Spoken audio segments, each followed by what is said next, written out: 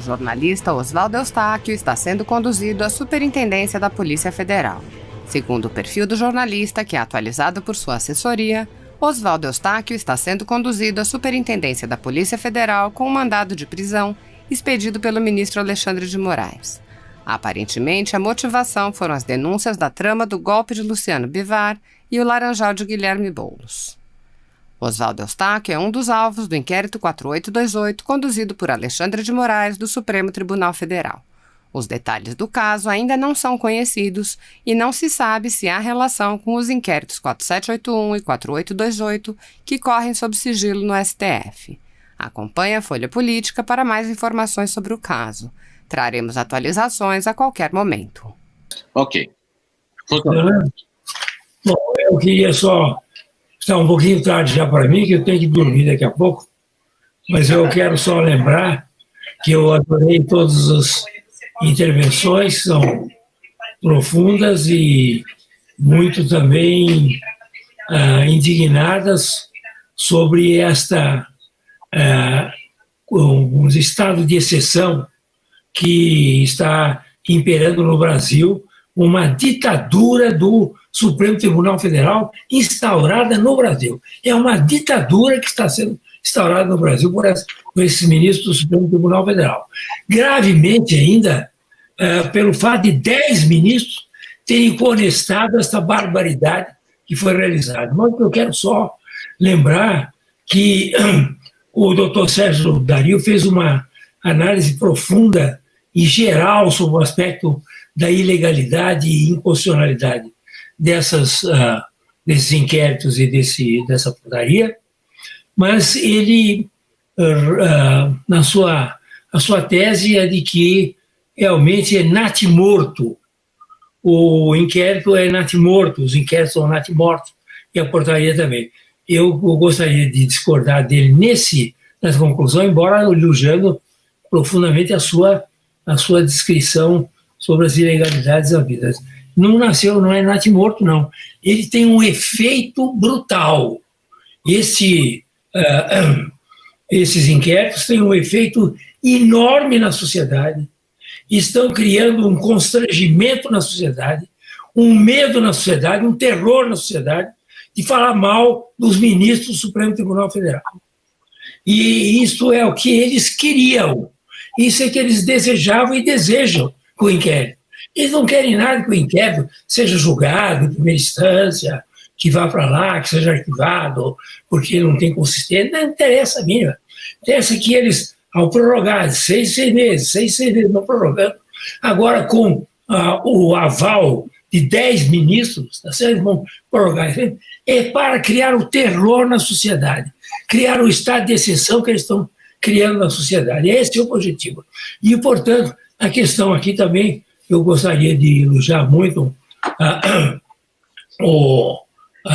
todos os que falaram a respeito desse assunto, principalmente o doutor Greco também, que foi muito claro na sua posição, e eles não é uma questão, não é um inquérito político, é um inquérito de autodefesa de todas as barbaridades que eles fazem, certo? Eles não querem ser criticados porque eles fazem barbaridades, hora para um, hora para outro. Uma hora eles vão lá e acabam com o COAF, congelam o COAF. Depois, outra hora, eles atacam o presidente da República. Outra hora, eles atacam o PT. Outra hora, eles atacam o Centrão. Quer dizer, eles vão de acordo com os interesses do momento, interesses políticos dele. De modo que não é uma política feita a esses inquéritos, não tem a finalidade só de atacar o governo atual. Atacar quem vier, conforme as convidências. O que eles querem é se autodefender, dizer, nós vamos criar todas as arbitrariedades e dominamos o país, porque eles dominam, o Supremo Tribunal Federal domina o país hoje, manda o país, dominação, aí no sentido bem político da palavra, dominam o país, tá certo? E não querem nenhuma crítica. E quem criticar, como foi muito bem explicado aqui pelo Paulo Faria, quem criticar, tá certo? É preso e usa com tornozeleira, tá certo? E usa o que precisar, porque realmente é um jeito que não pode ser criticado. É um estado muito pior que o AI-5. Eles falam, eles querem voltar com o AI-5, eles vão perder. Eles estão praticando o AI-5. Esses inquéritos são um AI-5. Qual é a diferença deles com o AI-5? Pelas arbitrariedades, pelas violências que eles fazem contra as suas vítimas. Eles, vítimas, criam vítimas, tá certo? Porque não pode dizer absolutamente nada das coisas que esses ministros fazem com as suas famílias. Ao defender as famílias, estão dizendo porque a família também faz coisa errada, tá certo? Então eles sabem, que todo mundo sabe, está lá na Lava Jato, todas as denúncias de empreiteira, tem o nome lá de famílias dos ministros, tá certo? Então eles não querem isso, eles querem criar o terror no Brasil. Nós temos no Brasil hoje um estado de exceção por causa desses inquéritos e dessa portaria. É essa a realidade. E eles vão em frente. Eles vão agora prorrogar por mais 6 meses, daqui a pouco prorrogam por mais 6 meses, e assim vão até o fim do mundo, porque é um inquérito do fim do mundo mesmo. Então eles vão até o fim do mundo fazendo esse tipo de arbitrariedade contra a sociedade brasileira. Nós não temos mais um Estado democrático no Brasil. É conversa fiada. O Estado democrático brasileiro está suspenso, pelo menos. Não, há uma suspensão do Estado democrático de direito no Brasil, enquanto viger esse tipo de conduta e de inquéritos e portarias do Supremo Tribunal Federal. Deixa eu só acrescentar uma coisinha aqui. A turma está agoniada querendo solução, não é? Eu estou vendo a galera toda aqui mandando mensagem, qual é a solução, qual é a solução, qual é a solução? Eu vou até submeter uma solução a vocês, eu posso estar um pouco louco, né, com tudo que está acontecendo, mas a nossa única alternativa não é contar com o Senado, porque a gente sabe que ali é uma troca, né, de gentileza. Então quer dizer que eu particularmente, junto com o senador, né, que começou o mandato ano passado, nós propusemos o impeachment do Gilmar Mendes, e obviamente que isso não vai andar, né?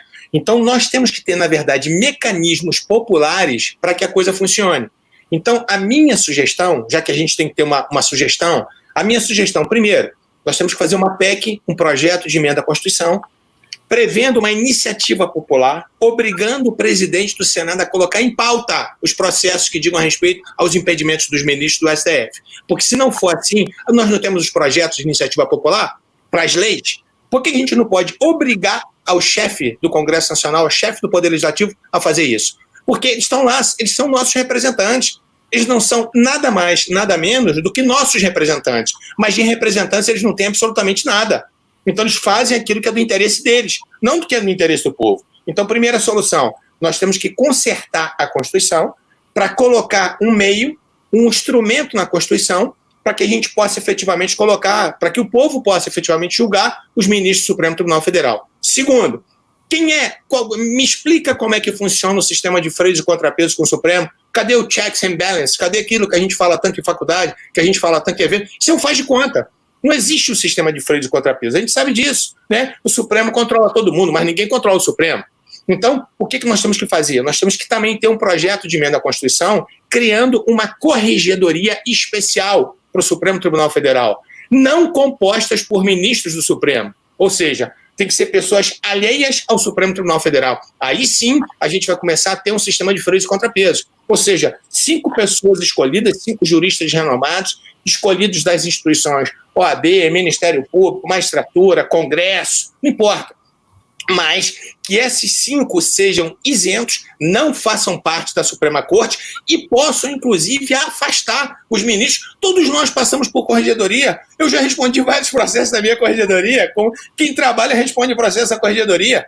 Então, assim, às vezes os amigos, né, que são novos do MP vêm reclamar comigo, Rogério, né, tem uma representação contra mim. Eu falei, amigo, seja bem-vindo à família, é assim que funciona. Então, a gente tem que se explicar com a sociedade. Então, por que eles não se explicam? Então, na minha sugestão, para acabar com a agonia da galera aqui toda que está perguntando quais são as sugestões, na minha concepção, são 2 projetos de emenda à Constituição. Um, efetivamente, fazendo essa iniciativa popular, né? Para que o presidente do Senado, se ele não cumprir com o papel dele, porque ele é prevaricador, porque ele não cumpre com o papel, tem inúmeros pedidos de impeachment no Senado. Por que isso não se coloca em pauta? Ou seja, quer dizer que as vozes dos senadores não valem absolutamente nada? Segundo, a necessidade já passou do tempo, na verdade, de se ter uma corregedoria. Por quê? Que eles não são passíveis de serem punidos administrativamente? Por que isso não acontece? Ou seja, eles não são supremos. Supremo, quem for, e se for, é o tribunal, e não as pessoas que compõem o Supremo. Então, eu estava agoniado, era para poder falar isso antes que vocês fossem embora, né, para que vocês pudessem até criticar também um pouquinho aí.